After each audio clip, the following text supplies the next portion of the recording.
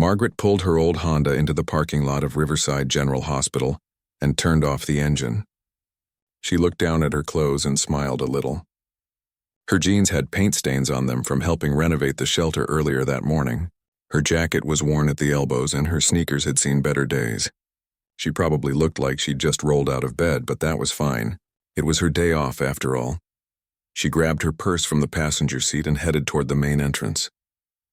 The automatic doors whooshed open, and the familiar smell of antiseptic and floor cleaner hit her nose. Even on her days off, this place felt like a second home, or maybe a first home, considering how many hours she spent here each week. Margaret had one mission today. She needed to check on Mr. Rodriguez. The sweet old man had been her patient 3 weeks ago when he came in with pneumonia. She'd treated him herself, got him stabilized, and sent him home with clear instructions. But yesterday she'd gotten word that he was back. Something didn't sit right with her about it. The timing was off and she wanted to see his chart. Maybe talk to him for a few minutes. The reception area was busy as usual. People sat in plastic chairs, some flipping through old magazines, others staring at their phones. A baby cried somewhere in the waiting area. Margaret walked up to the front desk where a nurse she didn't recognize was typing something into the computer. "Excuse me," Margaret said with a friendly smile. "I'm here to visit a patient, Mr. Rodriguez, in room 304. The nurse looked up. Her name tag said Sandra Pierce. She had sharp features and eyes that seemed to be measuring Margaret from head to toe. Those eyes lingered on the paint-stained jeans and the worn jacket. "Visiting hours don't start until 2 o'clock, Sandra said, turning back to her computer. Margaret glanced at the clock on the wall. It was 1:15. "I know I'm a little early, but I was hoping I could just pop in for a few minutes. I'm concerned about his medication schedule." Sandra's fingers stopped typing. She looked up again, this time with a frown. "His medication schedule? Are you family?" "No, but Then I can't discuss his medical information with you." "Privacy laws." Sandra's tone was final, dismissive. Margaret took a breath. She hadn't expected this to be difficult. "I understand that. I'm not asking you to tell me anything. I just want to visit him and make sure he's doing okay. Like I said, visiting hours are at 2. You'll need to wait." Sandra went back to her typing, clearly considering the conversation over. This was getting ridiculous. Margaret leaned forward slightly. "Look, I really need to check on him. There's a concern about his antibiotic dosage that I need to verify." Now Sandra stopped typing completely. She turned in her chair to face Margaret fully, and her expression had shifted from dismissive to suspicious. "Why would you need to verify his antibiotic dosage?" "Who are you exactly?" "I'm someone who cares about his treatment," Margaret said, keeping her voice calm. "And I have reason to believe there might be an issue with his current medication plan." Sandra stood up now, crossing her arms. "Ma'am, are you a nurse? A doctor? Do you work here?" Margaret realized she'd left her hospital badge at home. It was sitting on her kitchen counter next to her coffee mug. "Of course, I do work here, yes. I just don't have my badge with me today." "Uh-huh." Sandra's voice dripped with skepticism. She looked Margaret up and down again, taking in the casual clothes, the messy hair that Margaret hadn't bothered to style. "You work here? In what capacity?" "I'm a doctor," Margaret said simply. Sandra actually laughed. It wasn't a kind laugh. "A doctor, right, and I'm the Queen of England." She shook her head. "Ma'am, I don't know what you're trying to pull here, but we have protocols for a reason. You can't just walk in here claiming to be a doctor and demanding access to patient information." "I'm not demanding anything," Margaret said, feeling her patience starting to wear thin. "I'm asking to visit a patient I'm concerned about. A patient you have no relation to, whose medical decisions you're trying to interfere with. While dressed like..." Sandra waved a hand at Margaret's outfit. "Like you just came from a thrift store. No offense, but you don't look like any doctor I've ever seen." A few people in the waiting area were starting to look over. Margaret could feel their eyes on her. This was getting out of hand. "My appearance has nothing to do with my qualifications," Margaret said quietly but firmly. "I spent the morning volunteering at a community center.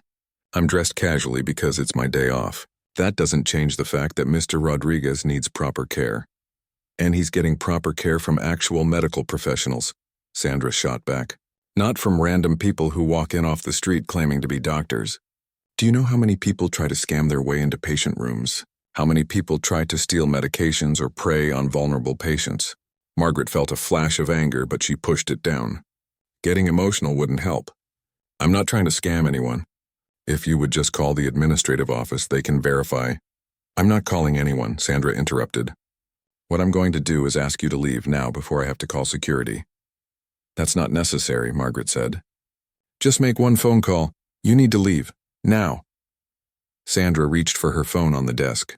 Margaret stood her ground. I'm not leaving until I know Mr. Rodriguez is getting the right medication. When he was discharged, he was on a specific treatment plan. If someone changed his antibiotics without adjusting the dosage properly, it could cause serious problems. He's 78 years old with kidney issues. The wrong dose could... That's it. Sandra picked up the phone. Security? We have a situation at the front desk. There's a woman here who's refusing to leave and trying to interfere with patient care. Yes. Thank you. Margaret closed her eyes for a second. This was unbelievable. She'd run this hospital for 3 years. She'd performed surgery in the emergency room downstairs. She'd made decisions that saved lives and shaped policies that improved care for thousands of patients. And now she was being treated like a crazy person because she'd shown up in jeans. This is a mistake, Margaret said calmly. Sandra, is it? Sandra, I'm telling you, one phone call to administration will clear this up in 30 seconds. What'll clear this up is you leaving my hospital, Sandra said. Her hospital?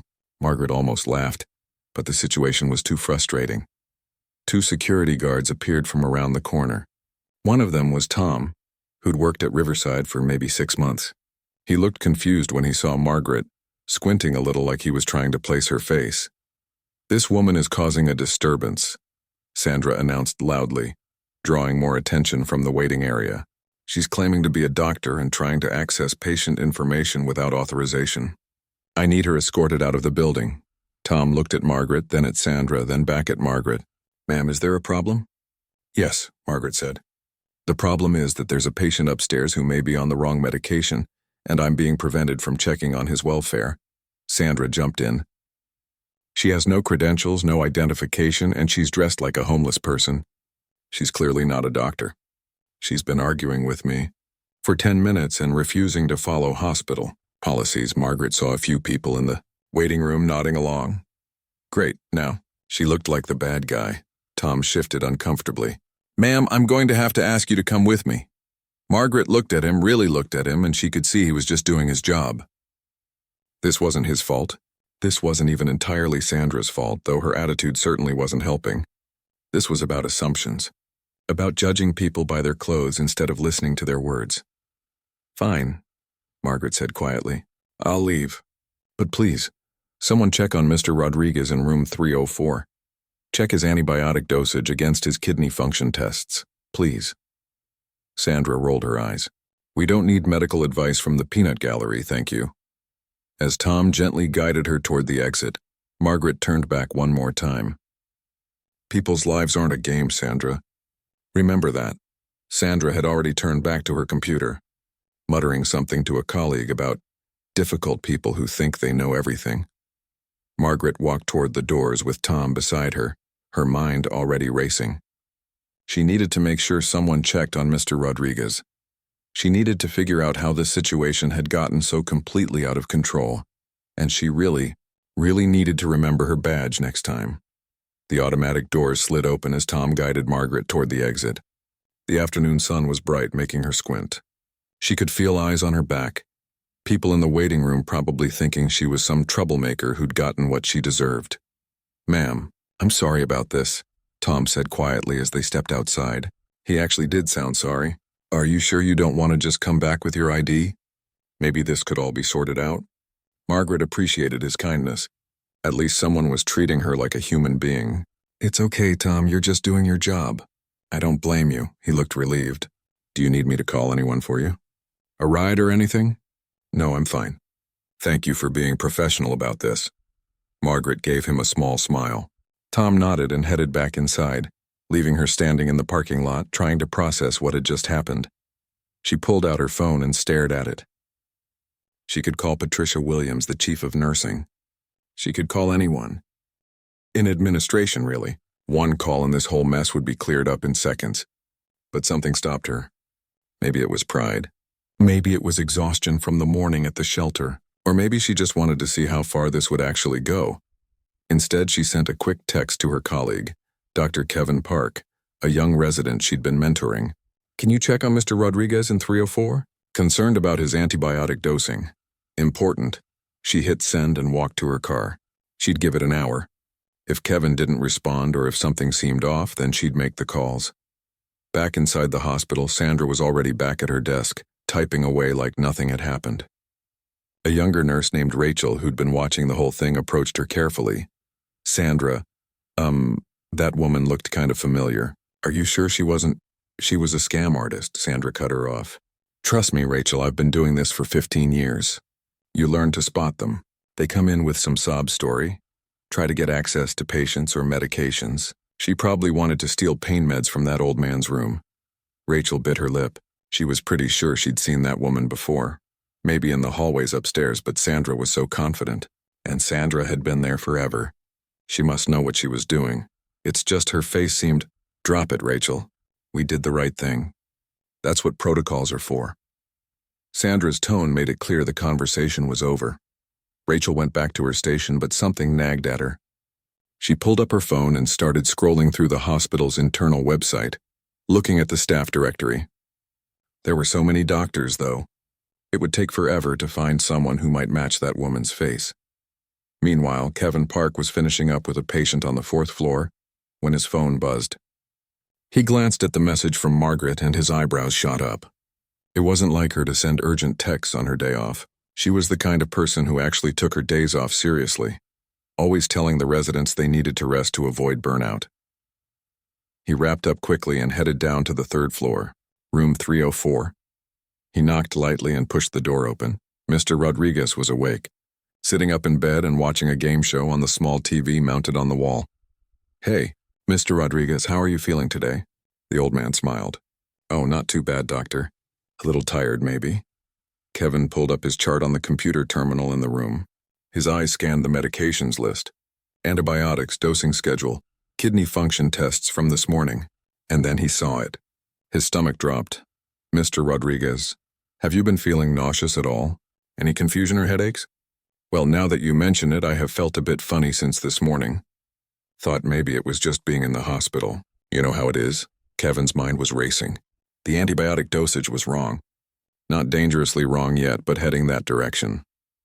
Mr. Rodriguez's kidney function had declined slightly since his last admission, and no one had adjusted his medication to account for it. If this continued for another day or two, it could cause real problems. Kidney damage may be worse. I'm going to make a quick adjustment to your medication, okay? Nothing to worry about, just fine-tuning things. Kevin tried to keep his voice calm and reassuring, but inside he was kicking himself. How had this been missed? More importantly, how had Margaret known? He quickly put in the order for the corrected dosage and made a note in the chart. Then he pulled out his phone and texted back, "You were right. Adjusted dosing." How did you know? He waited, but no response came immediately. Kevin stood there in the hallway looking at his phone, and suddenly a memory clicked into place. 3 weeks ago, Mr. Rodriguez had been admitted to the emergency department. Kevin had been on duty that night, and the attending physician who'd treated him had been... He closed his eyes, trying to remember. It had been Margaret, Dr. Chen. She'd been the one who'd stabilized him, worked out his entire treatment plan. Of course she'd be worried about him. She remembered her patients, followed up on them, actually cared about outcomes. That was what made her different. But wait, if she'd texted him about Mr. Rodriguez, why hadn't she just come up herself? She had full access to the hospital. Unless... Kevin pulled out his phone again and called her number. It rang 4 times before she answered. Kevin, did you check on him? Yeah, I did. You were absolutely right. The dosage was too high for his current kidney function. I've corrected it. He paused. Dr. Chen, where are you? There was a long silence on the other end. I'm in my car. In the parking lot. Why? Is everything okay? Another pause. I had a little situation at the front desk. Apparently showing up without my badge on my day off makes me look suspicious. Kevin's eyes widened. What kind of situation? The kind where I got escorted out by security for trying to check on a patient. She actually laughed, but it sounded tired. It's fine. It's handled. The important thing is that Mr. Rodriguez is okay. Dr. Chen, that's not fine. Wait, was it Sandra at the front desk? You know her. Everyone knows Sandra. Kevin tried to find diplomatic words. She's very by the book. But this is insane. Does administration know? Not yet. I was going to let it go, but now I'm thinking this might actually be a teaching moment for the hospital. We talk a lot about not judging patients by their appearance, but apparently, that courtesy doesn't extend to visitors, or even staff when they're not in uniform. Kevin was already walking toward the elevator. I'm coming down there. Kevin, you don't need to. With respect, Dr. Chen, yeah, I do. This is ridiculous. He jabbed the elevator button. Back at the front desk, Sandra was in the middle of explaining the incident to another nurse, making herself sound like some kind of hero who'd protected the hospital from a dangerous intruder. You should have seen her, Gloria, arguing with me about antibiotics and dosages like she knew what she was talking about. These people watch too many medical shows on TV and think they're experts. Gloria nodded along, half listening while she processed some paperwork. And the way she was dressed? Sandra continued, like she'd been living on the street. I mean, if you're going to pretend to be a doctor, at least dress the part, right? The elevator dinged and Kevin stepped out. He walked straight to the reception desk with purpose, and Sandra looked up, ready to deal with whatever new problem was heading her way. Sandra, did you have an incident with a visitor about an hour ago? A woman in casual clothes? Sandra sat up straighter. Yes, and I handled it appropriately. She was trying to access patient information without credentials. I had security remove her. Kevin stared at her. Did she tell you she was a doctor? She claimed to be, yes. But she had no ID, no badge, nothing. Just showed up looking like she'd been dumpster diving and started demanding to see patients and their medical records. I followed protocol exactly. Did you ask her name? Sandra blinked. What? Her name? Did you ask what her name was? No, why would I? She was obviously lying about being a doctor. The protocol doesn't require me to. Her name is Dr. Margaret Chen, Kevin said slowly, watching Sandra's face. She's an emergency medicine physician. She works here. Sandra waved her hand dismissively. Anyone can say they're a doctor. That's why we have badge requirements. She should have had proper identification. Kevin pulled out his phone and opened the hospital website.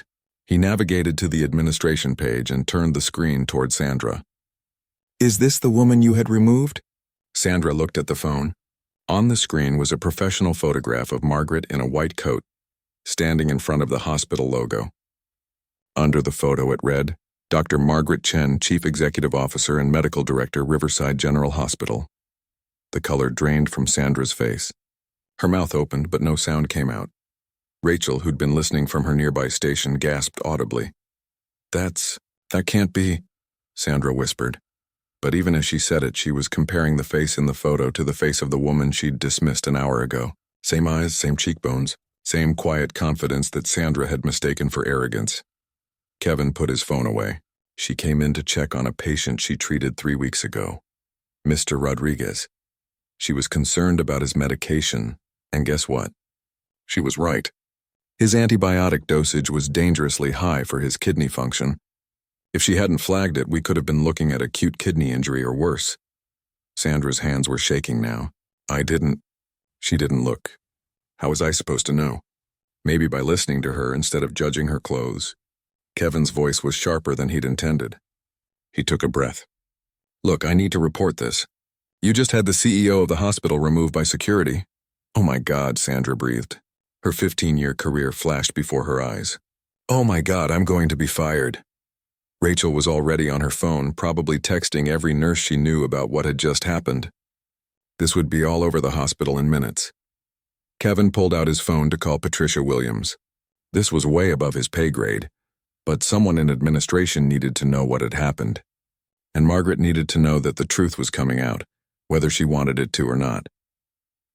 Outside in the parking lot, Margaret sat in her car, watching the front entrance. Her phone buzzed with Kevin's update about correcting the medication. At least Mr. Rodriguez would be okay. That was what mattered. She thought about going home, taking a shower, maybe having a quiet evening. But something told her this wasn't over. Not by a long shot. Her phone rang. Patricia Williams. Margaret looked at her phone screen. Patricia Williams, the chief of nursing. She let it ring twice more before answering. Hello, Patricia. Margaret. Patricia's voice sounded strained, almost panicked. Margaret, I just heard. Please tell me it's not true. Please tell me Sandra Pierce did not have you escorted out of the hospital by security. Margaret leaned back in her seat and looked up at the car ceiling. I'm afraid she did. There was a long moment of silence. Then Patricia let out a sound that was half groan, half disbelief. How? How did this even happen? I came in without my badge. Casual clothes. Wanted to check on a patient. She didn't believe I worked here. Margaret kept her voice neutral, factual. No point in making this worse than it already was, but didn't you tell her who you were? I told her I was a doctor. She didn't believe me, said I looked like I'd been living on the street. Margaret could hear Patricia's sharp intake of breath on the other end. To be fair to her, I was wearing old jeans and a jacket with paint on it. I'd been at the shelter this morning. That doesn't matter what you were wearing, Patricia said firmly. You could have shown up in a clown costume and she should have at least checked before having you removed. This is... Margaret, I'm so sorry. Where are you now? Still in the parking lot. Don't move. I'm coming down. The line went dead. Margaret set her phone down and rubbed her temples. This was escalating fast. Part of her wondered if she should have just handled it quietly, but another part of her knew this needed to happen. If this could happen to her, what happened to patients who looked wrong to staff? How many people got dismissed or treated poorly because they didn't fit someone's mental picture? Inside the hospital, the news was spreading like wildfire. Rachel had texted 3 people, who'd texted 5 more, who'd called their friends on other floors.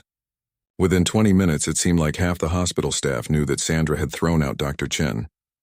In the cafeteria, 2 nurses were whispering over coffee. No way. Sandra threw out Dr. Chen? Our Dr. Chen? That's what I heard. Had security walk her out and everything? But why would Dr. Chen even be at the front desk? Who knows? But can you imagine Sandra's face when she found out? On the 4th floor, a group of residents gathered around Kevin, who was recounting what he'd seen. I showed her the photo from the website, and I swear she turned white as a sheet, like someone had punched her in the stomach. What did Dr. Chen do? Is she pressing charges or something? Kevin shook his head. I don't know.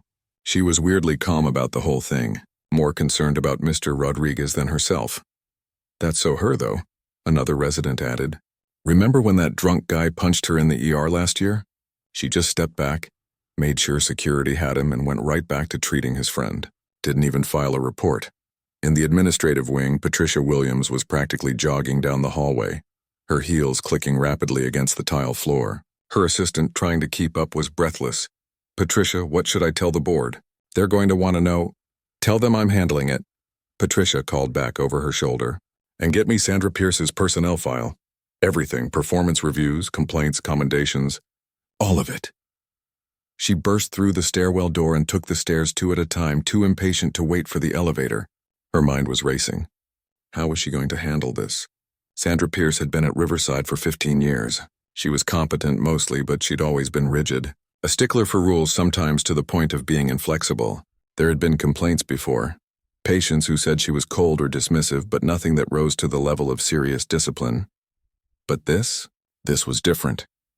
Patricia reached the main floor and headed straight for the reception desk. Sandra was still there, sitting in her chair, staring at nothing. Her hands were folded in her lap, and she looked like she might throw up.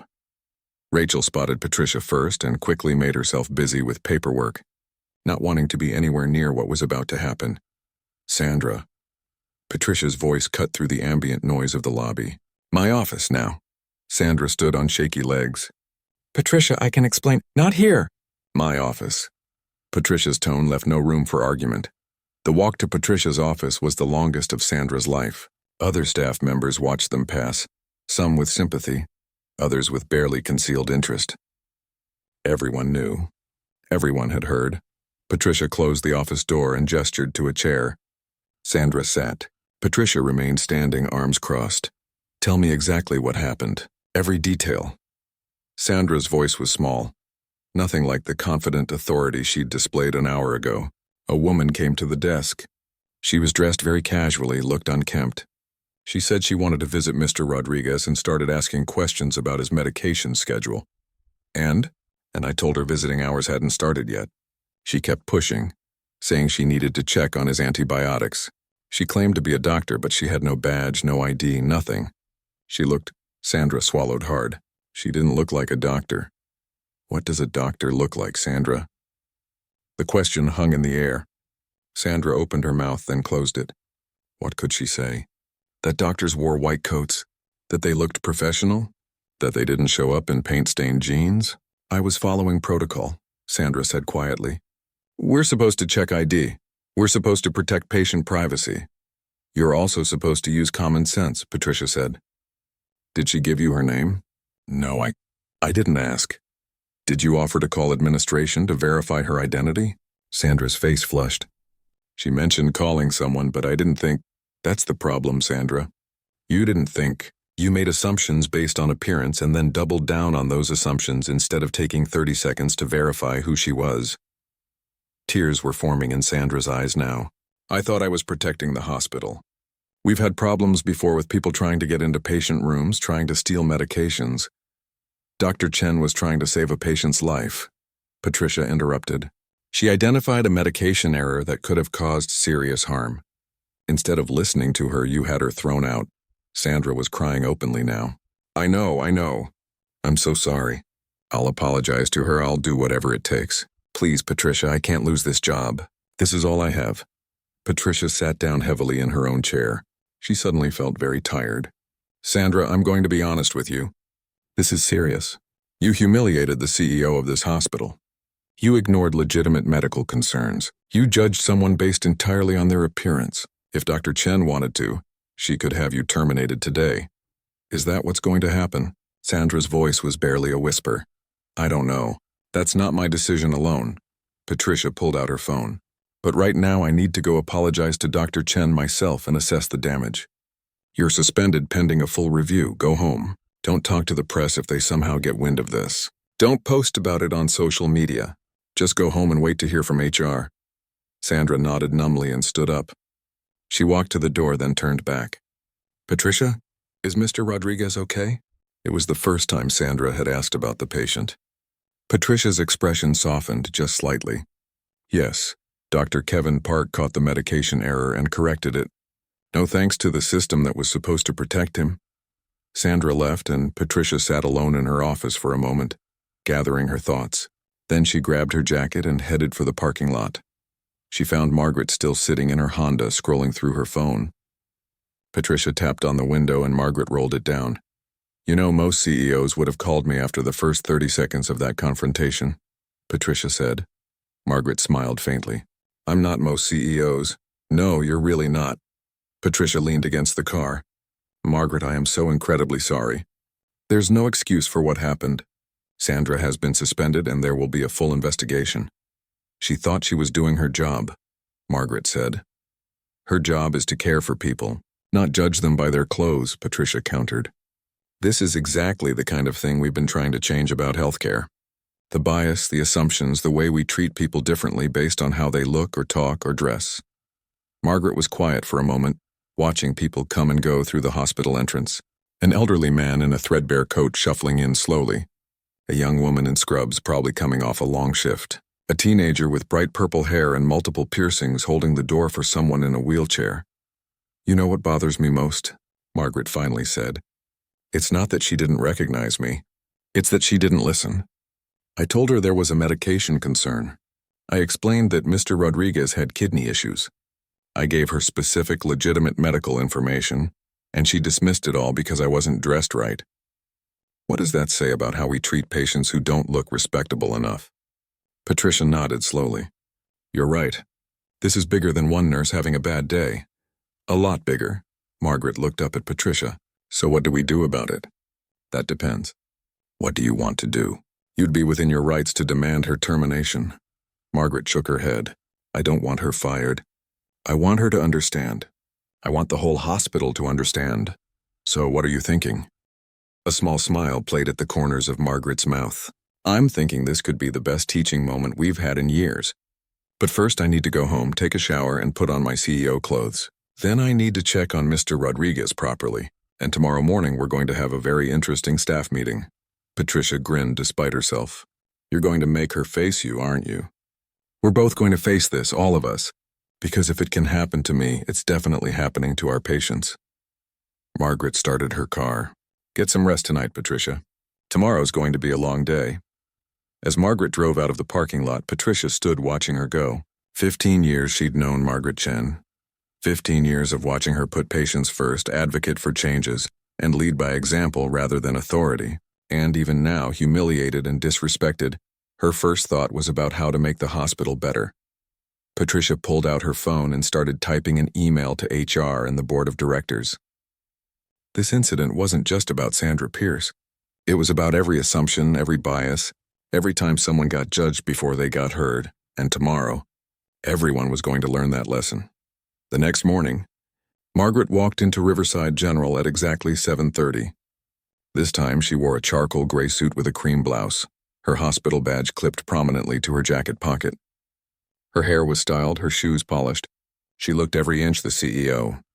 The difference in how people reacted was almost comical. The security guard at the door practically jumped to attention. "Good morning, Dr. Chen." The receptionist at the desk, not Sandra, but a morning shift nurse named Yolanda, smiled warmly. "Welcome back, Dr. Chen. Can I get you anything?" Margaret smiled politely at both of them, but inside she felt a twist of sadness. Yesterday she'd been invisible, a problem to be removed. Today she was treated like royalty. Same person. Different clothes. She headed straight for the elevator. Her first stop was room 304. Mr. Rodriguez was awake, picking at his breakfast tray. His face lit up when he saw her come in. "Dr. Chen, they told me you were checking on me. You didn't have to do that on your day off." Margaret pulled up a chair beside his bed. "Of course I did. How are you feeling today?" "Much better, actually. That young doctor, Dr. Park, he came by last night and this morning. Said they'd adjusted my medication. I feel less foggy already." "Good. That's really good." Margaret glanced at his chart on the computer. The numbers looked better. "Kidney function stabilizing. You gave me a scare when I heard you were back." Mr. Rodriguez reached over and patted her hand. His skin was papery thin, covered with age spots. "You're a good doctor. Not many would care enough to check on an old man like me after I've already been discharged once. You're not just a patient to me, Mr. Rodriguez. You're a person. That's how it should be for everyone who comes through these doors." She stood up. "I'm going to make sure you get home healthy this time." "And stay home," he laughed. "I'll do my best." As Margaret left his room, she felt her phone buzz. A text from Patricia. "Conference room B, 8 a.m. I've gathered the key people. Ready when you are." Margaret checked her watch. She had 15 minutes. She decided to take a walk through the hospital, just observing. She passed nurses hurrying between rooms, doctors checking charts, families waiting anxiously in hallways. This was why she did this job. Not the paperwork or the board meetings or the budget reports. It was this. The people, the care. The chance to make a difference. She also noticed something else. The way staff members glanced at her as she passed, then quickly looked away. They knew, everyone knew about yesterday. She could feel the gossip in the air, the whispered conversations that stopped when she got too close. At 8 o'clock sharp, Margaret walked into conference room B. Patricia was there, along with 3 other people. Sandra sat in a chair against the wall looking like she hadn't slept. Her eyes were red and puffy. Next to her was a woman from HR, Linda Chen, no relation to Margaret despite the shared last name. And in another chair sat Tom, the security guard who'd escorted her out yesterday. Everyone stood when Margaret entered. She waved them back down. "Please sit. This isn't a court-martial." She took a seat at the head of the table and looked around at each person. Tom looked uncomfortable. Linda was professional, unreadable. Patricia was supportive but concerned. And Sandra looked absolutely terrified. "First things first," Margaret began. "Tom, thank you for being here. I want you to know that you did nothing wrong yesterday. You responded to a call from a nurse, you were professional and kind, and you did your job exactly as you should have. I have no complaints about how you handled the situation." Tom visibly relaxed. "Thank you, Dr. Chen. I felt awful when I found out who you were." "Don't. You couldn't have known, and you treated me with respect throughout. That's what matters." She turned to Sandra. "Sandra, look at me." Sandra slowly raised her eyes. Margaret could see the fear there, the shame, the exhaustion. "I'm not going to fire you," Margaret said simply. Sandra's eyes widened. "You're not?" "No, but we are going to talk about what happened and why it matters." "Can you do that?" Sandra nodded, not trusting her voice. Margaret leaned forward, her elbows on the table. "Tell me what you saw when you looked at me yesterday." Sandra's voice was barely audible. "I saw someone who looked out of place. Someone who didn't belong in a hospital. Why?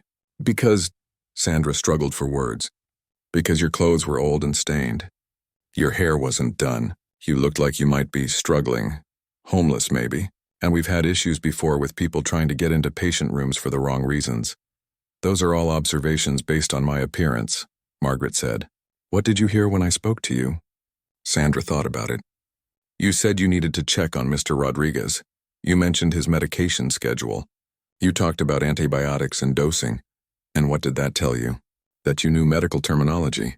That you had specific concerns about his treatment. But you dismissed all of that because of how I looked. It wasn't a question. Sandra's face crumpled. Yes, I did. And I was wrong. I was so wrong.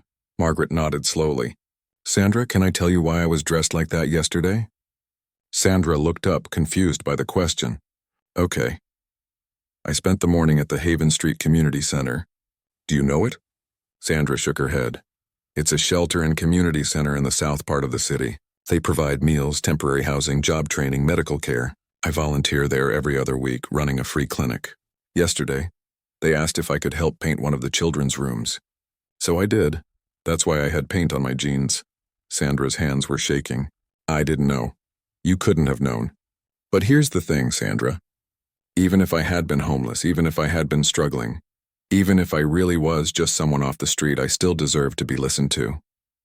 Because I was providing specific, accurate medical information about a patient who was at risk. Patricia spoke up. Dr. Chen is right. This isn't just about mistaking the CEO for a visitor. It's about how we treat everyone who comes through our doors. How we listen, how we judge. Margaret continued. Mr. Rodriguez could have been seriously hurt if his medication error hadn't been caught. I spotted it because I remembered his case, his specific situation. But you dismissed that information because you had already decided I wasn't credible based on my appearance. I know, Sandra whispered. I know, and I'm sorry. I don't know how to make this right. Margaret was quiet for a long moment. Then she said, I grew up poor, Sandra. Really poor? My mother cleaned houses for a living. My father left when I was 6. There were times we didn't know if we'd have enough food for the week. I wore secondhand clothes to school and kids made fun of me. Teachers sometimes treated me like I wasn't as smart as the other kids because of how I looked. Where I lived. Sandra was listening intently now. Tears streaming down her face. I became a doctor because someone looked past my circumstances and saw my potential. A school nurse named Mrs. Patel. She didn't see a poor kid with holes in her shoes. She saw a bright student who asked questions about biology and wanted to understand how the body worked. She encouraged me, believed in me, helped me apply for scholarships. Margaret's voice was steady, but there was emotion underneath it. I never forgot what it felt like to be judged, to be dismissed, to be treated as less than, and I promised myself that when I had the power to change things, I would. That's why I still volunteer at shelters. That's why I insist our hospital treat every patient with dignity, regardless of their insurance, their clothes, or their circumstances. I understand, Sandra said quietly, and I failed at that. I failed at everything we're supposed to stand for. Yes, you did, Margaret said, and the honesty of it hung in the air. But failure is only permanent if we don't learn from it. So here's what's going to happen. You're going to spend the next month shadowing our patient advocates. You're going to volunteer at the Haven Street Community Center, working directly with the people you might have dismissed. You're going to attend bias training, not just the standard hospital course, but intensive workshops. Sandra was nodding, wiping at her tears. And then, Margaret continued, you're going to come back to your job, because I believe people can change. I believe people can grow. But Sandra, if I ever hear of you treating anyone, patient or visitor or staff member, with that kind of dismissive judgment again, we're done. Do you understand? Yes, Sandra said firmly. Yes, I understand. And thank you. Thank you for giving me a chance to do better. Margaret turned to Linda from HR. Get everything in writing. Document the incident, the disciplinary action, the training plan. And Linda, I want you to review our protocols. How do we verify identity while still maintaining dignity? How do we train staff to handle situations like this better? I'll have recommendations by the end of the week, Linda said, making notes. Margaret stood up. Patricia, I want a hospital-wide meeting this afternoon. All staff who can attend. We're going to talk about what happened, why it matters, and what we're going to do differently going forward. Patricia nodded. I'll arrange it. As everyone filed out, Sandra approached Margaret one more time. Dr. Chen, I just want you to know, I really am sorry. Not just because of who you are, but because of what I did, how I acted. I'm going to do better. Margaret looked at her, really looked at her, and saw genuine remorse, genuine determination. I believe you will, Sandra. We all make mistakes. What defines us is what we do after we make them. After Sandra left, Patricia lingered behind. That was generous of you. It was necessary, Margaret corrected. Firing her would have been easy, but it wouldn't have fixed the problem. We need to change the culture, not just punish the symptom. Patricia smiled. You know, most CEOs wouldn't handle it this way. Then it's a good thing I'm not most CEOs. As Margaret walked out of the conference room, she felt lighter somehow. Yesterday had been frustrating, humiliating even. But today felt like the beginning of something important. A chance to turn a bad situation into real change. She checked her phone. Messages from board members, other department heads, all wanting to know what had happened and how she'd handled it. She'd deal with those later. Right now, she had a hospital to run. And more importantly, she had a culture to change. The hospital auditorium was packed that afternoon. Every seat was filled and people lined the walls. Nurses, doctors, technicians, administrative staff. Even some of the maintenance crew had shown up. Word had spread about what had happened, and everyone wanted to hear what Dr. Chen would say. Margaret stood at the front. No podium, no notes. Just her and a microphone. I'm not going to waste your time with a long speech, she began. Instead, I'm going to tell you about my day yesterday. I came to this hospital dressed in old jeans and a paint-stained jacket. I'd been volunteering at a community center, helping paint a room for kids. I came here to check on a patient I was worried about, and I was escorted out by security because a staff member decided I didn't look like I belonged here. The room was completely silent. You could have heard a pin drop. Now, before anyone starts whispering about who it was or pointing fingers, let me be clear. This isn't about one person. This is about all of us. Because if I, the CEO of this hospital, can be judged and dismissed based on my appearance, what's happening to our patients who don't look right?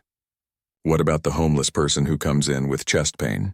The teenager with tattoos and piercings who needs mental health support? The elderly person who can't afford nice clothes but needs treatment? A few people shifted uncomfortably in their seats. Yesterday was humiliating, Margaret continued. It was frustrating, but it was also educational, because it showed me that we have work to do. Real work, not just policy changes or training modules we click through online. Real, actual work on how we see people and how we treat them. She walked across the front of the room, making eye contact with people as she spoke. I want to tell you about a nurse named Mrs. Patel. When I was 12 years old, I went to the school nurse because I felt dizzy.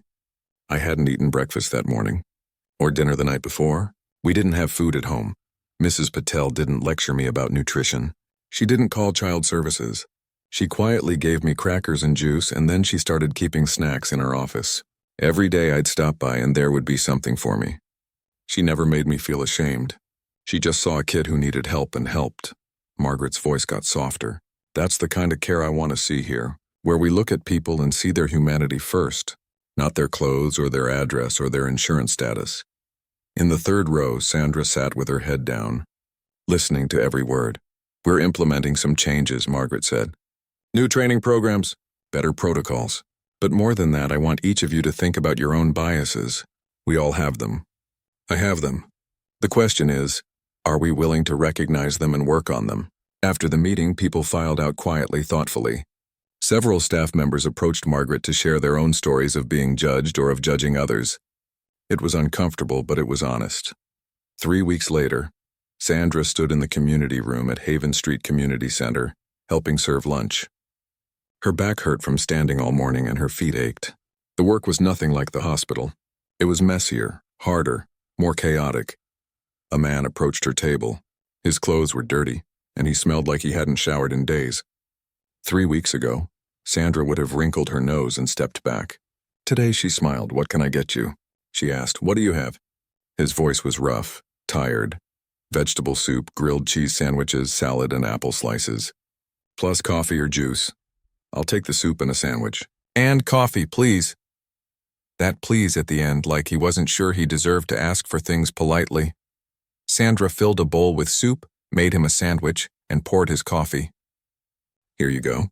There's hot sauce and crackers on that table if you want them. Thank you, ma'am. He took his tray and found a seat.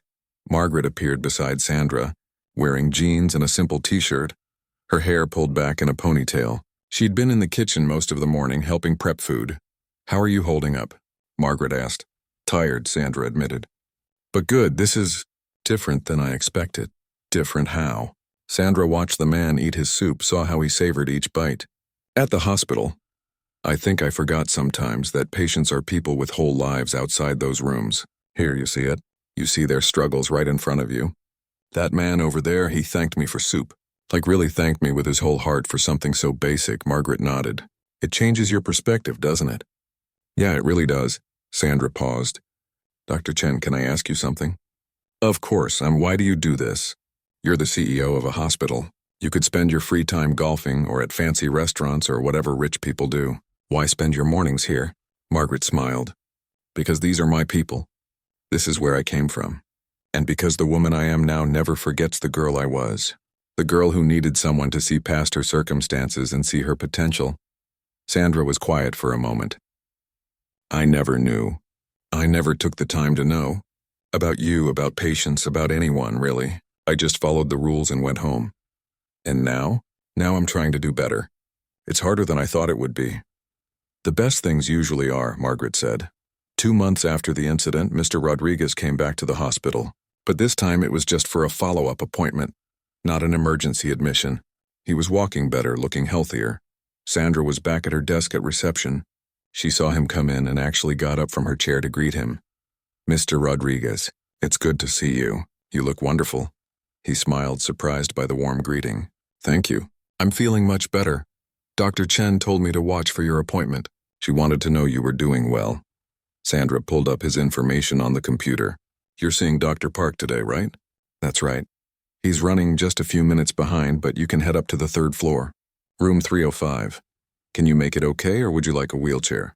I can walk, but thank you for asking. As Mr. Rodriguez headed to the elevator, a young woman approached the desk. She was maybe 19, with bright green hair, multiple facial piercings, and a black leather jacket covered in band patches. She looked nervous. Hi, the girl said quietly. I need to see someone about, I think I need help. Like, mental health help. 3 months ago, Sandra might have judged this girl instantly, might have assumed she was trouble or looking for drugs or wasting their time. Today, she saw a scared kid asking for help. Sandra's voice was gentle. You came to the right place. That takes a lot of courage to ask for help. I'm going to get you connected with our crisis counselor right away. Can you tell me your name? The girl's eyes filled with tears. It is okay to just walk in? Absolutely. That's what we're here for. Sandra picked up the phone and paged the counselor, then came around the desk to sit next to the girl. Someone will be here in just a minute. You're safe here. We're going to help you. The girl nodded, wiping at her eyes with the sleeve of her jacket. When the counselor arrived and took the girl back, Kevin Park happened to be passing by. He'd seen the whole interaction. That was really well handled, he said to Sandra. Sandra looked up at him. I'm learning. Still learning. Aren't we all?